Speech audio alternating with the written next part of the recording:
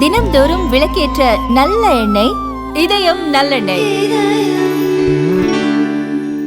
குடும்ப வறுமையை போக்க துபாய்க்கு வேலைக்கு சென்ற கணவர் உயிரிழந்த நிலையில் அவரது உடலை மீட்டு சொந்த ஊருக்கு கொண்டு வர வேண்டும் என மனைவியும் உறவினர்களும் கண்ணீர் மல்க மாவட்ட ஆட்சியர் அலுவலகத்தில் மனு அளித்துள்ளனர். புதுக்கோட்டை மாவட்டம் வாரப்பூர் அருகே நெருஞ்சிப்பட்டி கிராமத்தைச் சேர்ந்த முத்துகருப்பன் குடும்ப வறுமையை போக்க 2023ஆம் ஆண்டு துபாயில் உள்ள VS ஜாகன் டெக்னிக்கல் சர்வீஸ் என்ற நிறுவனத்துக்கு வேலை சென்றதாக கூறப்படுகிறது.